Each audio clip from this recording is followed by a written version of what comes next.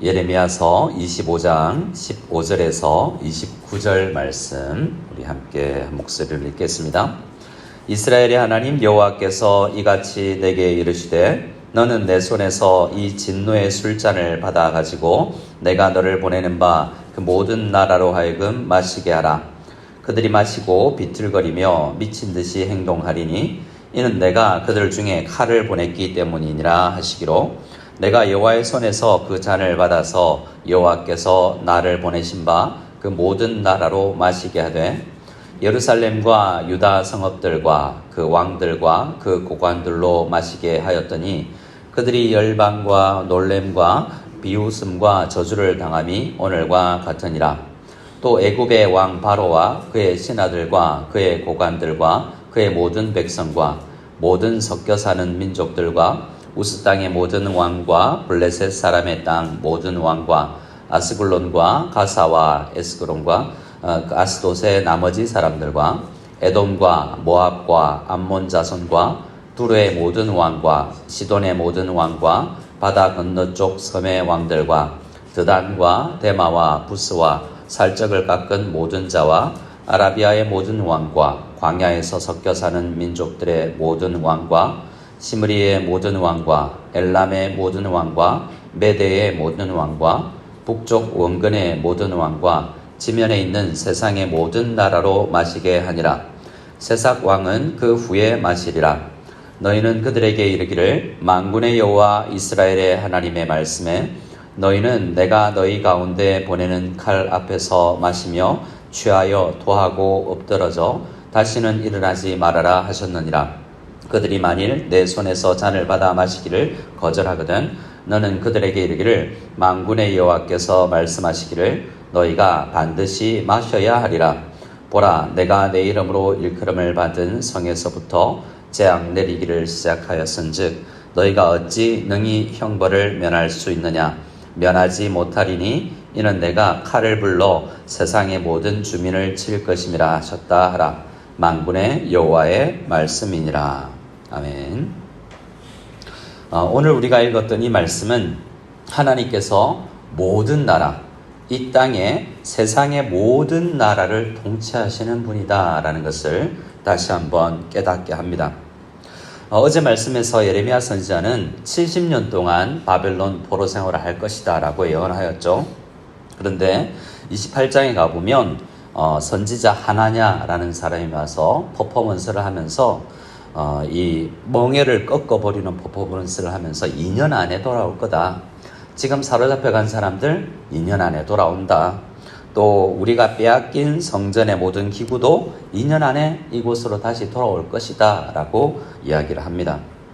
예레미야 선지자는 나도 그랬으면 좋겠다 라고 하지만 그렇지 않고 하나님의 말씀대로 될 것이다 라고 이야기하면서 예레미야 29장으로 가면 하나님께서 예레미야의 선지자를 통해서 바벨론의 포로로 끌려간 사람들 24장 말씀에서 하나님께서 그들을 좋은 무화과나무라고 하면서 그들을 돌보신다고 말씀하셨지 않습니까?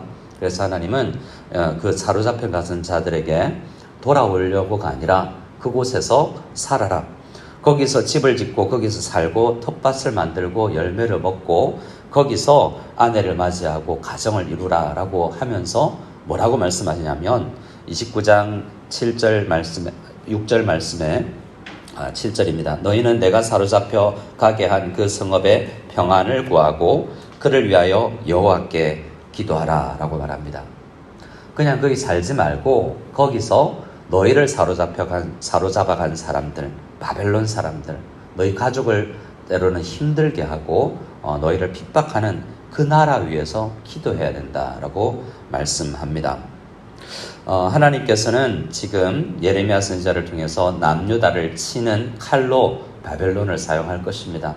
하지만 그 칼은 수술칼이었다라는 것을 말씀하는 거죠. 거기서 하나님의 마음을 깨닫고 서로 사랑하고 또 그 나라를 위해서 기도하고 있으면 하나님께서 약속한 대로 돌아오게 할 것이다 라고 이야기합니다.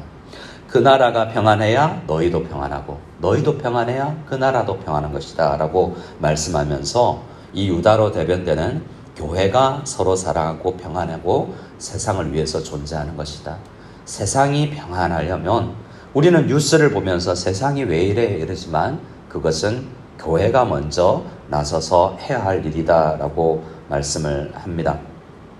15절 말씀부터 시작된 이 말씀을 보면 하나님의 진노만 있는 것 같죠. 이 진노로 표현된 것이 15절에 이 진노의 술잔을 받아서 모든 나라로 하여금 마시게 하라라고 이야기합니다. 나중에도 이야기하지만 그들 안 받으려고 하겠지만 마실 수밖에 없을 것이다 라고 말씀하시죠. 이 진노의 술잔은 하나님의 저주를 상징합니다. 성경에서 잔은 딱 두 가지, 저주와 축복을 이야기하는데요. 여기서는 저주입니다. 모든 나라를 술 취한 듯이 미친 듯이 행동하게 할 것인데 16절에서는 그 술잔을 다른 말로 내가 그들 중에 칼을 보냈기 때문이다 라고 이야기합니다. 이 술잔은 그냥 술 마시는 것이 아니라 나라가 망할 정도의 큰 심판을 의미하는 것이죠. 그래서 17절부터는 그 모든 나라로 하여금 마시게 하는데 이 말은 너희들 하나님의 진노를 알고 돌아오라 라는 말씀을 증거하는데 어디서부터 하냐면 18절 보면 예루살렘과 유다 성읍부터 마시라고 합니다. 29절 말씀에서 보면 보라 내가 내 이름으로 일컬음을 받는 성에서부터 재앙을 내리기를 시작하였은즉 이라고 이야기하죠. 이 전체 이 예루살렘과 유다를 시작해서 이제 바벨론까지 하나님께서 다 심판하실 것이라고 이야기하는 건데요. 이런 그림입니다. 예루살렘이 너무 상해 있고 병들어 있기 때문에 하나님은 바벨론이라는 수술칼을 사용하시죠. 근데 그 수술칼이 너무 제대로 된 의술을 발휘하지 아니할 때 하나님은 그들도 가만히 놔두지 않는다라는 것입니다. 이와 같이 이집트부터 시작해서 바벨론까지 모든 나라들이 하나님의 손 안에 있고 그들도 다 하나님의 심판 안에 있다라는 것을 이야기합니다. 예루살렘을 고치기 위해서 바벨론을 사용하였고 예루살렘은 흩어져서 바벨론에 사는데 그 바벨론 흩어진 성도의 복음 전함, 그 세상 한가운데 흩어져서 살면서 삶으로 보여준 하나님 사랑을 그들이 받아들이면 그들이 구원을 받을 것인데 그렇지 않으면 그들도 망한다라는 것입니다. 여기 19절에는 그 이후에 이집트부터 시작해서 우스, 아글론, 가사 여러 나라들이 거론되어 있지 않습니까? 성도가 흩어져 사는 모든 나라이고 그 성도를 힘들게 하는 모든 나라다라고 할 수 있습니다. 그래서 하나님은 예레미야서를 통해서 이들에게도 말씀을 전하는 것입니다. 예레미야서 29장에 가면 이 문단이 24장에서 시작해서 29장에서 끝난다라고 제가 말씀을 드렸는데요. 29장에 가서 마무리를 하면서 이 문단을 마무리하면서 하나님의 본심을 이야기해 주시는데요. 29장 11절에 여호와의 말씀이니라 너희를 향한 나의 생각을 내가 아나니 평안이요 재앙이 아니니라 너희에게 미래와 희망을 주는 것이니라 너희가 내게 부르짖으면 내게 와서 기도하면 내가 너희들의 기도를 들을 것이다 라고 말씀하시죠. 비록 사로잡혀 갔지만 그곳에서 하나님께 기도하면서 하나님의 마음을 알면 하나님께서 들을 것이고 그들의 기도와 그들의 삶을 통해서 또 하나님을 깨달아 아는 이방나라 바벨론, 이집트 그 나라에 흩어져 있는 이 땅에 있는 나라들도 하나님께 기도하면 하나님께서 진노의 잔을 마시지 않게 하실 것이다 라는 것입니다. 어떻게 이것이 가능하냐? 이 문단이 시작할 때도 이런 하나님의 본심을 먼저 말씀해 주셨습니다.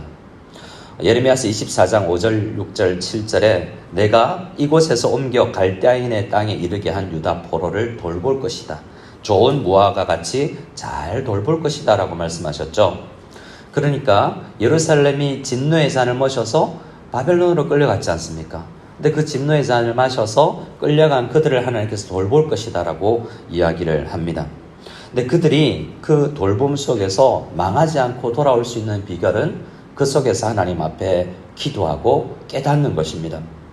어떻게 깨달아야 되냐면 예레미야서 24장 7절에 내가 여호와인 줄 아는 마음을 그들에게 주어서 그들이 전심으로 내게 돌아오게 하리니 라고 말씀하십니다. 우리가 깨닫고 돌아가기 위해서는 여호와를 알아야 됩니다. 여호와를 알기 위해서는 하나님께서 그 마음을 주셔야 됩니다. 우리는 교회에서 살고 있고 때로는 힘들지만 간절히 기도하여서 우리가 제일 큰 기도의 제목을 얻어야 되는 것은 하나님을 아는 것입니다. 하나님께서 내 마음에 하나님을 여호와를 아는 마음을 주셔서 전심으로 하나님 앞에 돌아오게 하는 그 마음을 가지고 기도해야 됩니다. 그러고 보면 바벨론도 품을 수 있고 나를 힘들게 했던 사람들도 품을 수 있고 우리 예수님께서 너희가 서로 사랑하면 그때 세상이 너희가 내 제자인 줄 알 것이다 라고 말씀하셨지 않습니까? 우리는 교회 다니는 것으로가 아니라 우리 교회 다니는 우리가 서로 사랑함으로 하나님을 아는 것입니다. 그리고 그것을 보고 세상이 하나님을 아는 것이죠. 다니엘서 7장에 가면 이 주제, 온 세상을 다스리시는 하나님이 지금도 바벨론 땅에서도 우리 모두를 다스린다라는 그 메시지를 이야기하지 않습니까? 지극히 높은 분께서 온 천하를 밟아 무너뜨리실 것이다 라고 이야기한 넷째 짐승이 와서 온 나라를 밟아 무너뜨릴 것이지만 지극히 높으신 분은 그도 넘어뜨리고 그 권세를 우리 성도에게 줄 것이다 라고 이야기합니다. 성도는 그 권세를 어떻게 사용하냐면 서로 사랑하면서 기도해 주면서 사랑하고 섬기고 그것을 표현하는 것입니다. 자, 오늘 우리 말씀, 우리 29절 말씀을 읽어보겠습니다. 28절, 29절을 다시 한번 읽겠습니다. 그들이 만일 내 손에서 잔을 받아 마시기를 거절하거든 너는 그들에게 이르기를 만군의 여호와께서 말씀하시기를 너희가 반드시 마셔야 하리라. 보라, 내가 내 이름으로 일컬음을 받은 성에서부터 재앙을 내리기를 시작하였은즉 너희가 어찌 능히 형벌을 면할 수 있느냐? 면하지 못하리니 이는 내가 칼을 불러 세상의 모든 주민을 칠 것임이라 하셨다 하라. 만군의 여호와의 말씀이니라. 예루살렘 하나님의 이름으로 일컬음 받은 성에서부터 시작됐다라고 이야기하는 것은 교회가 가장 중요하고 성도의 마음이 온 세상을 살리는 마음이기 때문에 그렇습니다. 교회를 핍박했던 많은 사람들이 있죠. 사도행전에 가면 사울이 그렇습니다. 사울은 교회를 진멸하고 잔멸하기 위해서 살기가 등등하였는데요. 그는 부활하신 예수 그리스도를 만나고 그날로 하나님의 복음을 전하는 사람이 됩니다. 하나님의 이름을, 예수님의 이름을 이방인과 임금들과 이스라엘 자손들에게 전하기 위해서 하나님은 이방을 사용한 이 적극적인 잔멸하는 이 잔인한 사람을 불러서 사용하는 것을 볼 수 있습니다.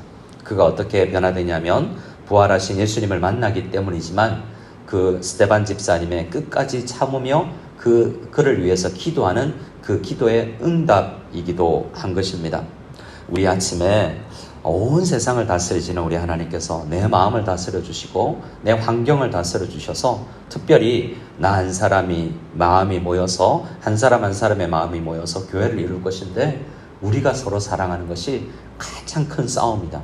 온 세상 나가서 복음 전하는 것 힘겹지만 주님 여호와를 아는 마음을 내 마음에 가득 채워주셔서 바벨론을 위해서 기도하고 이집트를 위해서 기도하고 암몬을 위해서 기도하고 에돔을 위해서 기도하듯이 나를 가장 힘겹게 하는 그 사람을 품고도 기도하고 언젠가는 그 기도의 응답을 받아서 끌어안고 서로 눈물을 흘리며 사과하고 사랑의 고백을 할 수 있는 그러한 공동체가 되는 것, 그것이 우리의 가장 큰 기도의 제목이요 오히려 선교의 기도의 제목이다라는 것을 알고 우리 마음 가운데 예수님의 마음, 성령으로 가득 찬 마음을 주셔서 성도가 서로 교통하는 것으로 복음을 전하는 놀라운 은혜가 우리 공동체와 우리 가정 안에 있기를 간절히 기도하며 이 아침을 시작했으면 좋겠습니다.